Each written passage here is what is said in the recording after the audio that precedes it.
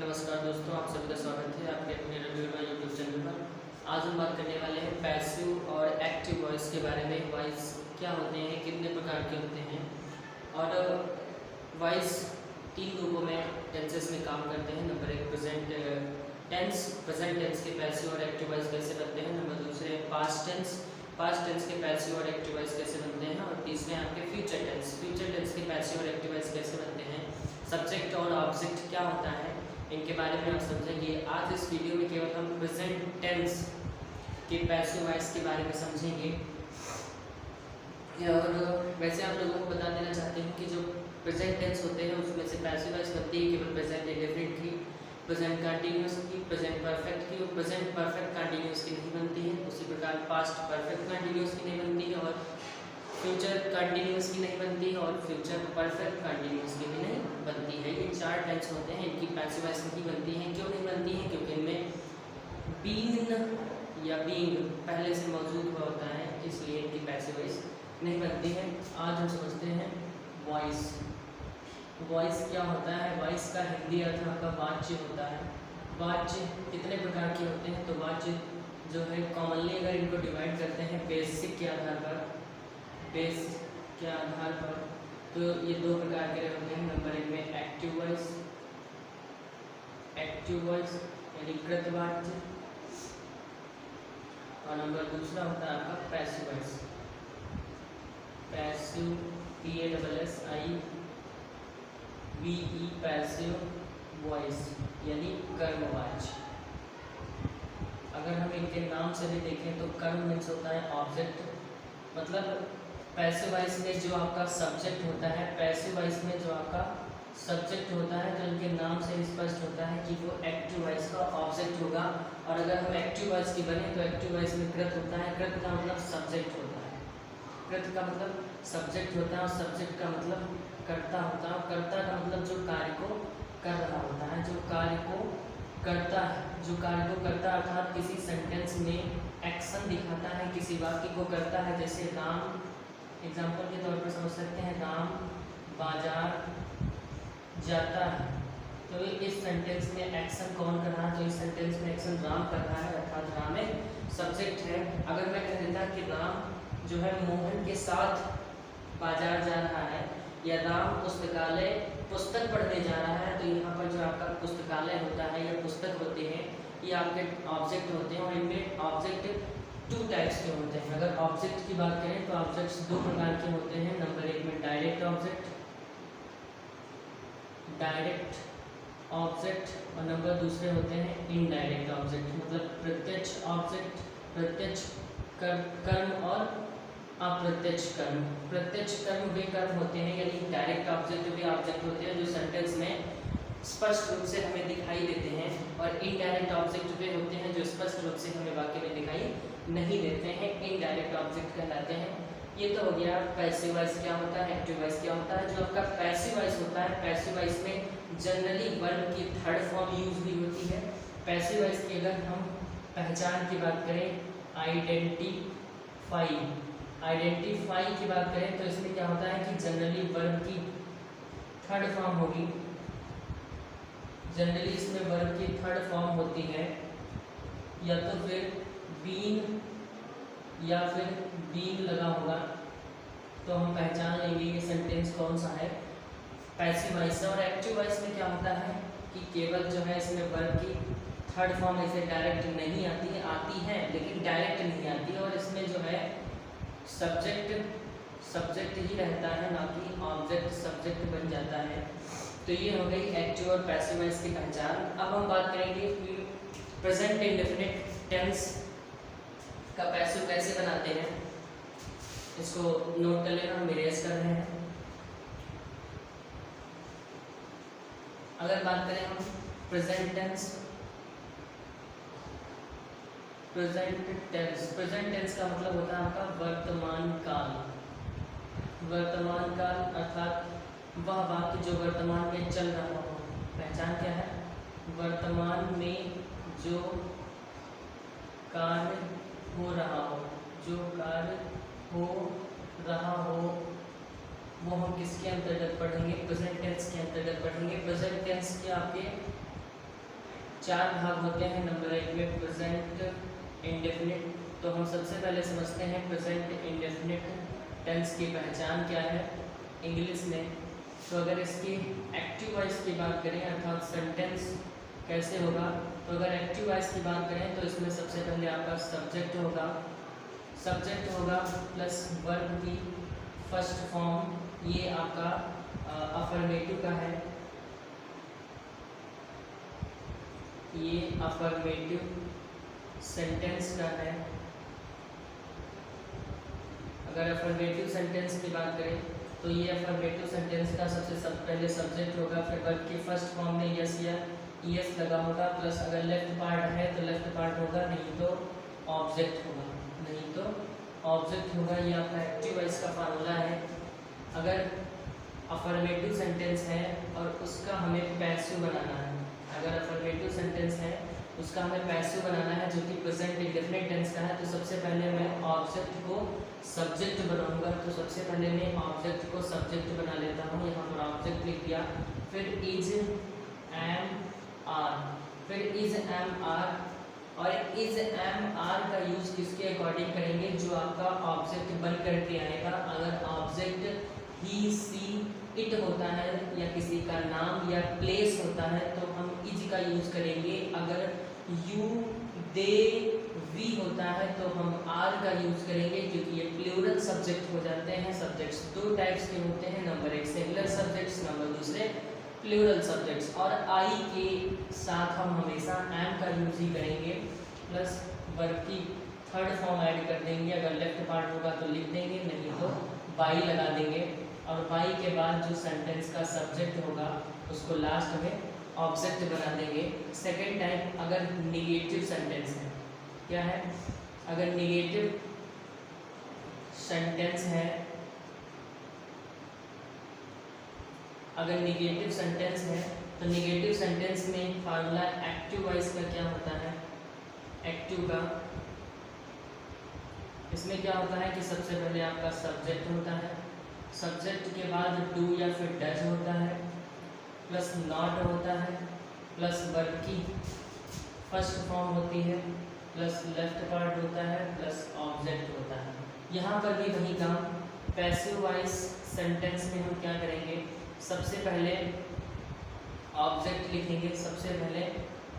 लिखेंगे, फिर is am और आर, इज एम आर का यूज किसके अकॉर्डिंग करेंगे, तो आपका इज एम आर का यूज इस ऑब्जेक्ट के अकॉर्डिंग करेंगे, प्लस नॉट लगा देंगे, प्लस वर्ब की थर्ड फॉर्म लगा देंगे, प्लस बाई लगा देंगे, प्लस अगर नहीं वर्ब की थर्ड फॉर्म हो गया, plus left part, plus by, plus subject, अगर थर्ड टाइप जो होता है वो आपका इंट्रोगेटिव सेंटेंस होता है। अगर इंट्रोगेटिव सेंटेंस है तो मैं आप लोगों को बता देना चाहता हूँ कि इंट्रोगेटिव सेंटेंस 2 टाइप्स के होते हैं। पहला, अगर फर्स्ट टाइप इंट्रोगेटिव है तो उसको कैसे बनाएंगे, अगर सेकंड टाइप इंट्रोगेटिव है तो उसको कैसे बनाएंगे। सबसे पहले मैं बात कर लेता हूँ फर्स्ट टाइप की। अगर फर्स्ट टाइप इंट्रोगेटिव सेंटेंस होगा प्रेजेंट इंडेफिनिट का, तो एक्टिव वॉइस में क्या होगा, एक्टिव वॉइस में सबसे पहले डू होगा या फिर डज होगा according to subject, plus subject होगा, प्लस वर्ब की फर्स्ट फॉर्म होगी, प्लस लेफ्ट पार्ट होगा, प्लस अगर लेफ्ट पार्ट हो गया फिर लास्ट में ऑब्जेक्ट होगा। तो इसको हम इसका पैसिव कैसे बनाएंगे, तो ऊपर से मैं इरेज कर रहा हूँ, आप लोग नोट कर लेना। तो इसका हम पैसिव कैसे बनाएंगे, तो इसका पैसिव मैं ऊपर लिख देना चाह रहा हूँ। तो सबसे पहले पैसिव वॉइस, तो सबसे पहले क्या करेंगे, हमेशा की तरह ऑब्जेक्ट को सब्जेक्ट बनाएंगे, नहीं, सबसे पहले डू या डज के स्थान पर इज एम और is am are plus object लिखेंगे। एक बात हमेशा याद रखना कि जो ऑब्जेक्ट होगा उसी के अकॉर्डिंग हम इज एम आर का यूज़ करेंगे, फिर ऑब्जेक्ट, फिर वर्ब की थर्ड फॉर्म, अगर नेगेटिव है तो ऑब्जेक्ट के बाद नॉट ऐड कर देंगे। ध्यान देना, अगर first type interrogative direct passive voice जो कि प्रेजेंट इंडेफिनिट का है उसका मैं बता रहा हूँ। अगर निगेटिव सेंटेंस है तो do does subject plus not होगा, फिर वर्ब की फर्स्ट फॉर्म होगी। इसी के अकॉर्डिंग हम इज एम आर पैसिव में प्लस ऑब्जेक्ट प्लस नॉट लगा सकते हैं अगर दिया होगा तो। कहाँ पे? ऑब्जेक्ट के बाद प्लस वर्ब की third form plus left part plus by और प्लस सब्जेक्ट लिख देंगे और लास्ट में क्वेश्चन मार्क ऐड कर देंगे। अगर सेकंड टाइप इंट्रोगेटिव सेंटेंस हुआ तो क्या करेंगे? अगर सेकंड टाइप इंट्रोगेटिव सेंटेंस हुआ तो हम उसको कैसे पहचानेंगे? तो सेकंड टाइप इंट्रोगेटिव की अगर हम पहचान बता दें तो ये सभी प्रकार के टेंस में लागू होती है, चाहे आपका पास्ट का कोई हो चाहे आपका प्रेजेंट का कोई हो। तो सबसे पहले मैं पहचान बता देना चाहता हूँ कि सेकंड टाइप में जो होता है ये WH वर्ड जो होते हैं ये वाक्य के शुरू में होते हैं। वाक्य के शुरुआत में WH वर्ड आते हैं और ये WH वर्ड कई प्रकार के होते हैं। सबसे पहला WH वर्ड हु है, फिर हु मीन्स कौन होता है, फिर दूसरा आपका WH वर्ड है विच ये आपका किसकी होता है, किसकी या किसका। फिर तीसरा WH वर्ड आपका व्हाई होता है, ये आपका क्यों है। चौथा WH वर्ड आपका व्हेन होता है, व्हेन मीन्स कब। पांचवा आपका WH वर्ड वेयर होता है, वेयर मीन्स कहाँ। छठा आपका WH वर्ड जो होता है ये आपका हाउ होता है, हाउ मीन्स कैसे। ये छठा WH वर्ड हो गया। हु हो गया, विच हो गया, वाई हो गया, व्हेन हो गया, वेयर हो गया, हाउ हो गया। और आपका सातवां WH वर्ड होता है व्हाट। तो अगर किसी सेंटेंस में ये WH वर्ड जो है शुरुआत में लगे हैं तो उनको हम आसानी से समझ जाएंगे कि ये सेकंड टाइप जो है कुछ टेंस का इंट्रोगेटिव का सेंटेंस है। तो इसकी एक्टिव वॉइस की पहचान क्या होगी? सबसे पहले आपका WH ये वर्ड ही लिखा होगा, जैसा कि मैंने पहले ही बता दिया था कि सबसे पहले जो होगा ये WH वर्ड होगा। फिर डू डज होगा अकॉर्डिंग टू सब्जेक्ट के अनुसार, प्लस वर्ब की फर्स्ट फॉर्म होगी, प्लस लेफ्ट पार्ट होगा, प्लस ऑब्जेक्ट होगा, प्लस लास्ट में ऐड होगा क्वेश्चन मार्क। अगर इस सेंटेंस की मैं पैसिव बना रहा हूँ तो इस सेंटेंस की पैसिव कैसे बनेगी? तो इस सेंटेंस में सबसे पहले WH वर्ड जो होगा वो उसी स्थान पर लगा रहेगा, प्लस इज एम आर। और इस इज एम आर का यूज अकॉर्डिंग टू जो मैं ऑब्जेक्ट लेकर के आऊँगा इसके अकॉर्डिंग लगेगी, प्लस वर्ब की थर्ड फॉर्म अगर नॉट होगा तो यहाँ पर लगा देंगे, नहीं तो वर्ब की third form, plus left part plus by plus subject को हम ऐड कर देंगे और प्लस लास्ट में क्वेश्चन मार्क ऐड कर देंगे। ये तो ये प्रेजेंट इंडेफिनिट टेंस की। और इस प्रेजेंट इंडेफिनिट टेंस में जो आपका अफर्मेटिव है, निगेटिव है, इंटरोगेटिव है, फर्स्ट टाइप और सेकेंड टाइप है, तो उसको हमने विस्तार पूर्वक बता दिया कैसे क्या होते हैं। अब आगे हम प्रेजेंट कंटिन्यूअस टेंस की बात करेंगे। तो उस प्रेजेंट कंटिन्यूअस टेंस में मैं पहचानना नहीं बताऊंगा कि अगर फर्स्ट टाइप होगा इंटरोगेटिव तो क्या होगा, कैसे स्टार्ट होगा। मैं डायरेक्ट फार्मूला लिख दूंगा क्योंकि मैंने पहले ही आप लोगों को बता दिया है कि जो है पैसिव प्रेजेंट इंडेफिनिट में अफर्मेटिव, निगेटिव और इंटरोगेटिव टाइप्स कैसे उनको पहचानते हैं। अब आप लोगों ने नोट कर लिया होगा, मैं प्रेजेंट कंटिन्यूअस की बात करता हूँ।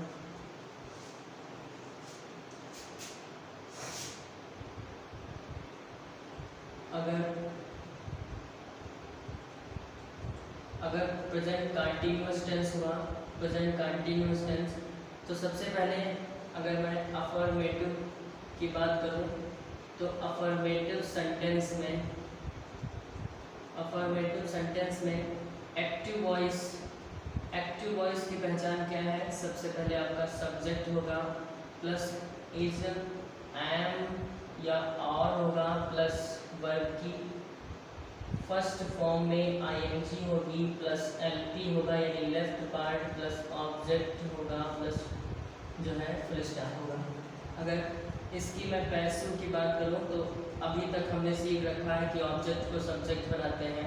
तो सबसे पहले ऑब्जेक्ट को सब्जेक्ट बनाएंगे, फिर इज एम आर जो कि हमने बता रखा है कि ऑब्जेक्ट के अकॉर्डिंग नेम को हम लगाएंगे, प्लस बीइंग ऐड कर देंगे। बीइंग ऐड क्यों कर देंगे? क्योंकि इसमें आईएनजी फॉर्म होती है, प्लस वर्ब की थर्ड फॉर्म ऐड कर देंगे, प्लस लेफ्ट पार्ट और plus subject plus full stop.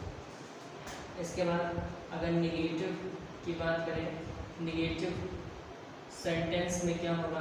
अगर निगेटिव सेंटेंस की बात करें तो एक्टिव वॉइस में क्या होगा? सबसे पहले सब्जेक्ट होगा, फिर इज एम और प्लस वर्ब की first form is am are होगा, प्लस नॉट होगा, प्लस वर्ब की फर्स्ट फॉर्म में आईएनजी होगी, प्लस लेफ्ट पार्ट है तो लेफ्ट पार्ट होगा, नहीं तो ऑब्जेक्ट होगा। अब हम करेंगे क्या पैसिव वॉइस में? पैसिव वॉइस में क्या करेंगे? सबसे पहले मैं ऑब्जेक्ट को सब्जेक्ट बनाऊंगा, ऑब्जेक्ट लिखूंगा, फिर इज एम और प्लस नॉट ऐड करूंगा, प्लस जो है बीइंग ऐड करूंगा, प्लस वर्ब की थर्ड फॉर्म ऐड करूंगा, प्लस लेफ्ट पार्ट होगा तो लेफ्ट पार्ट, नहीं तो बाई लगा करके, इसमें बाई छूट गया है, ध्यान दे देना, यहाँ पे लेफ्ट पार्ट के बाद बाई होगा प्लस सब्जेक्ट होगा, छूट गया था उसके लिए सॉरी।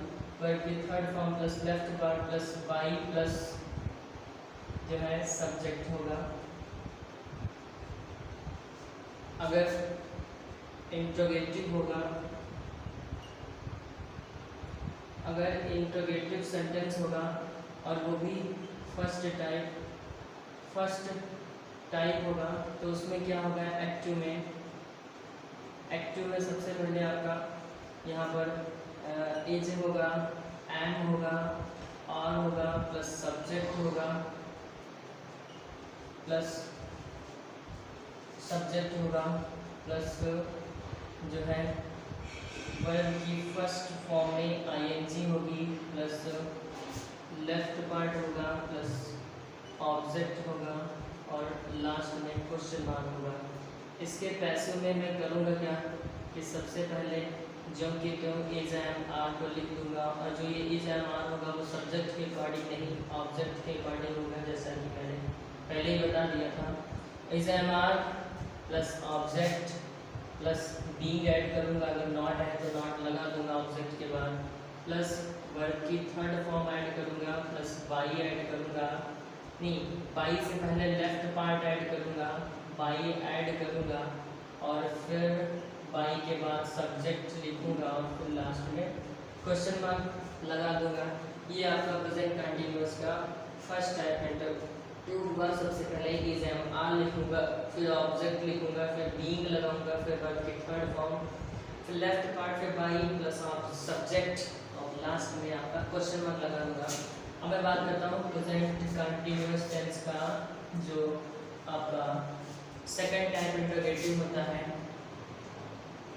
सेकंड टाइप इंटरोगेटिव में क्या होता है?